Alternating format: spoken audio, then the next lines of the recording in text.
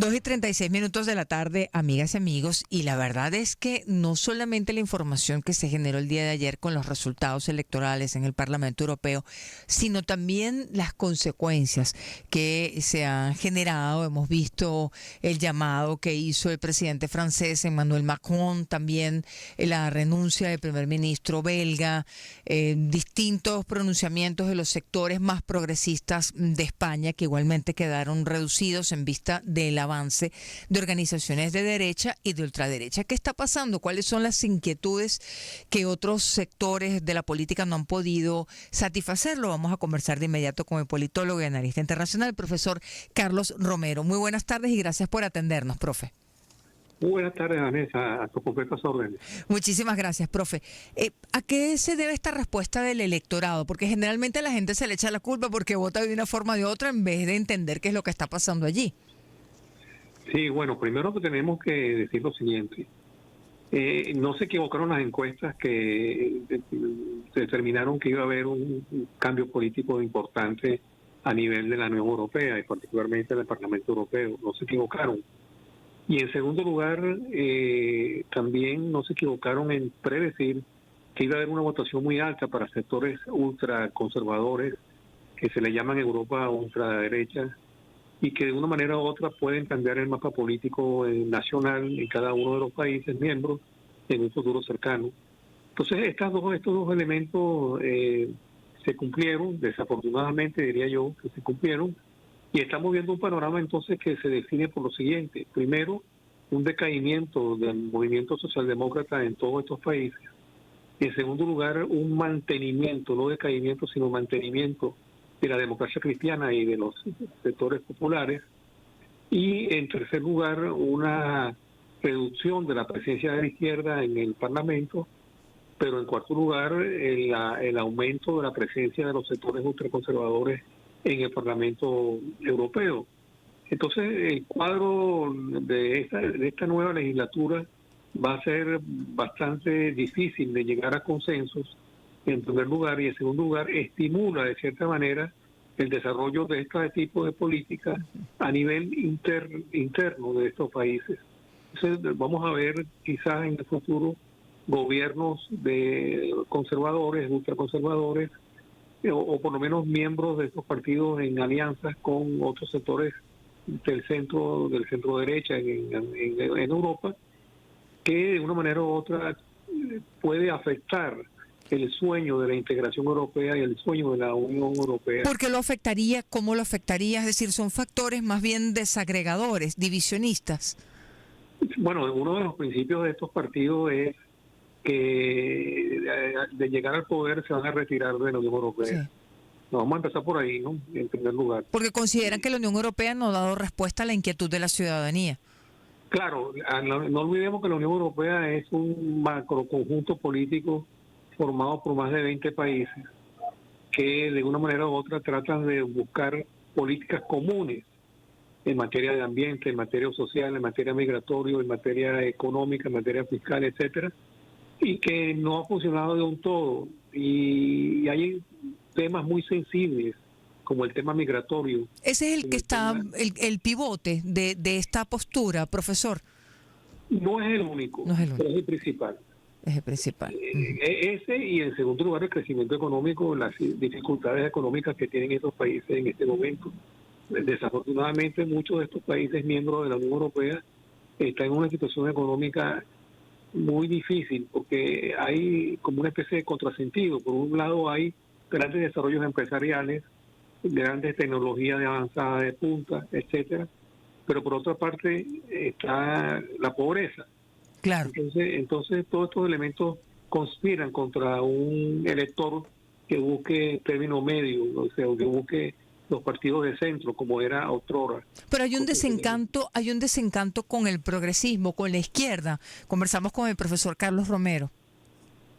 Yo creo que es más que eso. Yo creo que hay un desencanto indudablemente con los sectores socialdemócratas, pero también social cristianos, porque no ampliaron. El Partido Popular Europeo ciertamente suma con el conjunto de cada uno de los países la mayoría, pero una mayoría muy endeble en primer lugar. Y en segundo lugar, aparte de los socialdemócratas, la izquierda como tal ha reducido su presencia. Entonces, lo que es temeroso y es hasta qué punto va a haber un crecimiento de la ultraderecha, no solamente con los resultados electorales ayer a nivel de la Unión Europea, sino también en los resultados a venir en cada una de las elecciones particulares de cada país. Claro, que es lo que usted decía, ¿no? Que puede haber cambios en la conducción que pueden llevar a un impacto en la propia Unión Europea. Por supuesto, porque en la medida que vayan surgiendo partidos de este tipo de orientación, en la medida que vayan creciendo electoralmente, en la medida que vayan teniendo presencia en la opinión pública, en esa medida pueden llegar a ser gobierno o bien a través de una coalición, una alianza, o bien directamente.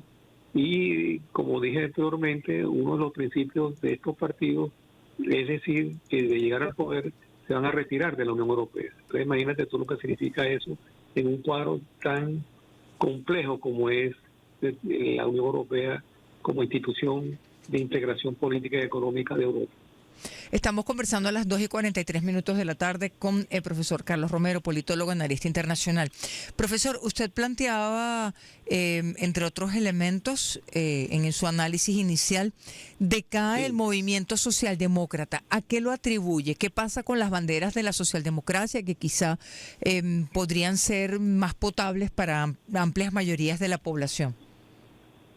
Bueno, yo he venido pensando que la socialdemocracia ha venido reduciendo su impacto a nivel político en Europa, porque en sí misma la dirección de los partidos socialdemócratas han dejado de ser socialdemócratas. Es decir, no se trata de que el elector abandonó la socialdemocracia, sino que la socialdemocracia abandonó al elector. Es decir, se han, podemos llamar, caminado del centro izquierda a gobiernos de centro derecha. Y eso entonces ha perjudicado la relación positiva entre el elector y los gobiernos socialdemócratas. Eso en primer lugar. Y en segundo lugar, porque no han sido eficaces cuando han estado en el gobierno. Ha habido muchos escándalos de corrupción, ha habido muchos escándalos de falta de cumplimiento del programa socialdemócrata. Y entonces, la corrupción desencanta, claro.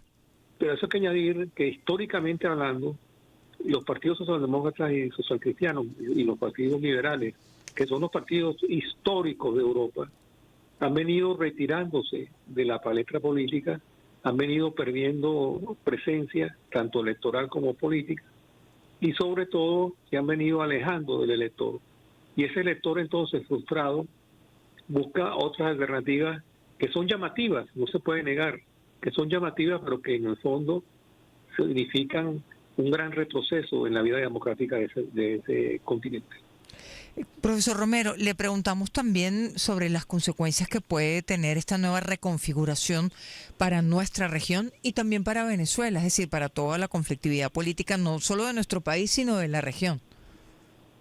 Bueno, a corto plazo no veo todavía que haya una relación directa que pueda afectar el caso venezolano, pero sí indudablemente que en el Parlamento Europeo, en la medida en que vayan asistiendo, participando, formando estos bloques mucho más conservadores, van a tener fricciones con el gobierno de Venezuela porque en términos generales los principios que desarrolla el gobierno de Venezuela no compaginan con este tipo de organización política que está haciendo presencia en el Parlamento Europeo y que puede hacer presencia también a nivel interno de cada país. Fíjate tú, por ejemplo, lo que puede pasar en Francia.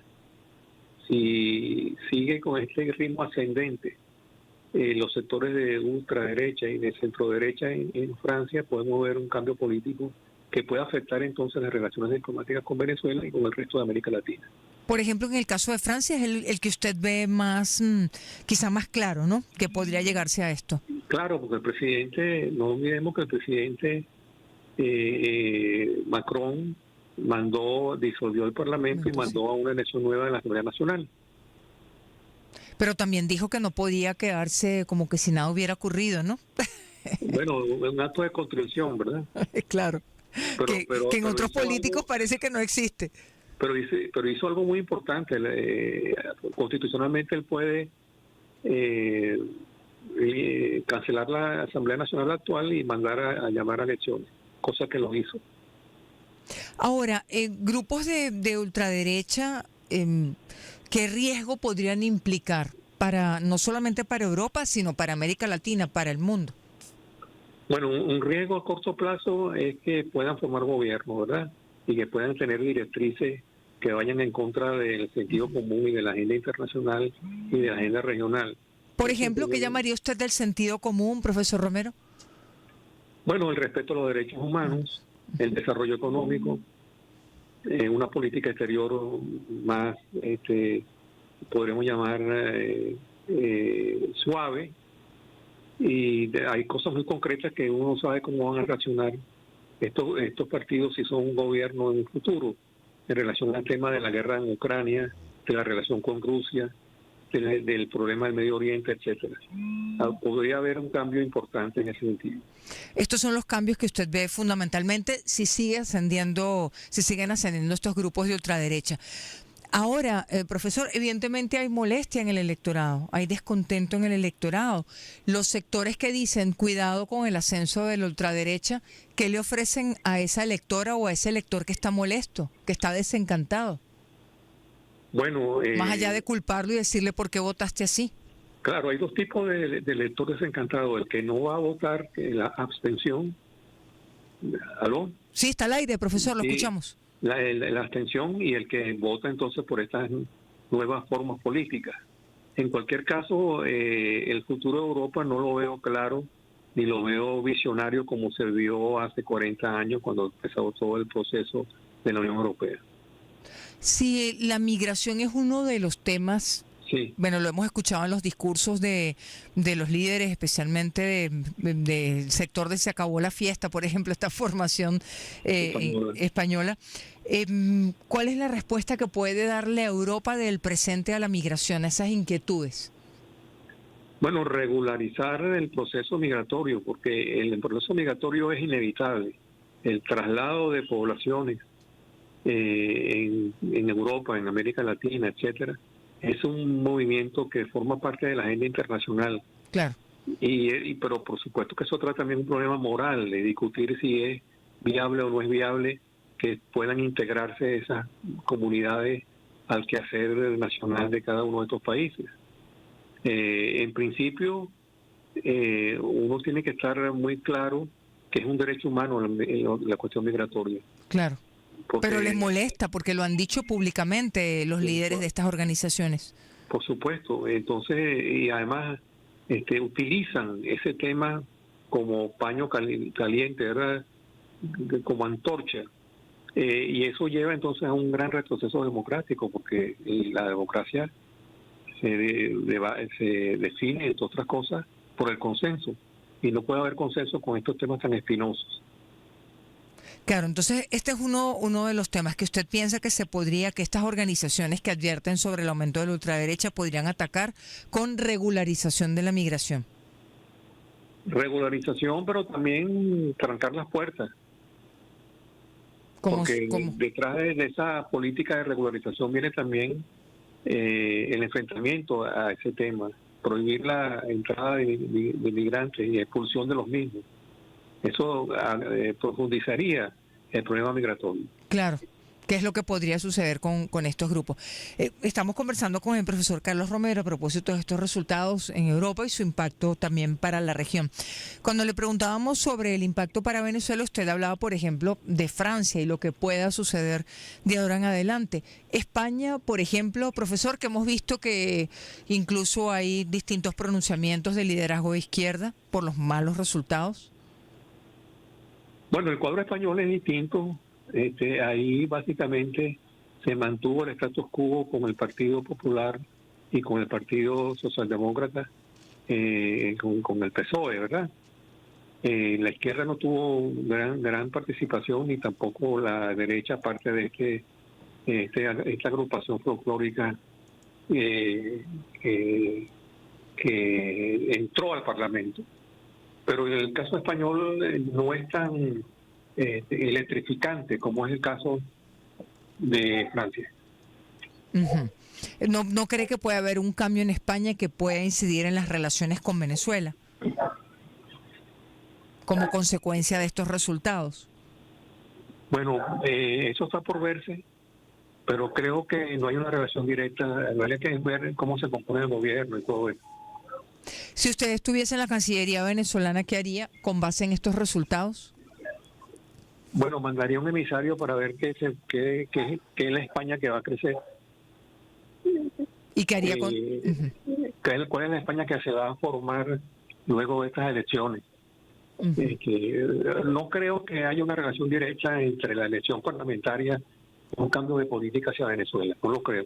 Al menos en el caso de España, pero sí en el caso de Francia. En el caso de Francia sí hay un cuadro electoral que lleve a las fuerzas de ultraderecha y del centro derecha al poder.